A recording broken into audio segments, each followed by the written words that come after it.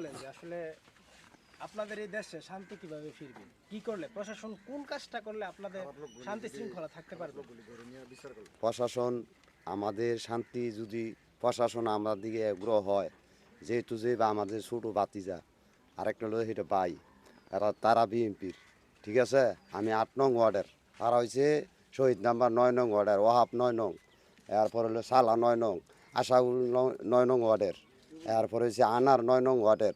তারা 9 নংতে আসিয়া আমরা হামলা করে, আমরা শান্তি শ্রীলঙ্কা চাই, আমরা দল চাই না, আমরা জনগণের সহযোগিতা চাই, আমরা নিরাপত্তা চাই, আমরা ভাই চাই না যে ঈদের সময় গণ্ডগোল হোক। আমরা ছেলে মেলে বাঁচতে চাই, ছেলে মেয়ে লেখাপড়া করতে চাই। আমরা ছেলে মেয়ে লেখাপড়া করতে যাইতে পারে নাই, আগে এই নদীর ধারে 10 টাকা 20 টাকা ভাড়া, ছাত্ররা কি 20 টাকা ভাড়া দিয়ে লেখাপড়া করতে পারবে?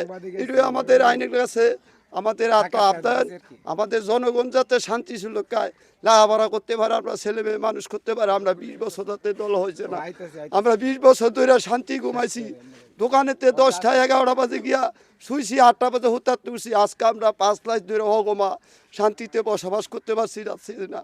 আল্লাহ যাতে আমরা আইনের লোকের উপর রহমত করে, আল্লাহ যাতে সহযোগিতা করে। আবুল জাহেলের মতো এই গুলা আমরা যে জুলুম করতেছে, আমরা শুধু আল্লাহরে ডাকতেছি, আল্লাহ রাসূলের নাম লইতেছি, আল্লাহ আমরা সহযোগিতা করে ভালো করে আইনের লোকের কাছে আমাদের আবেদন।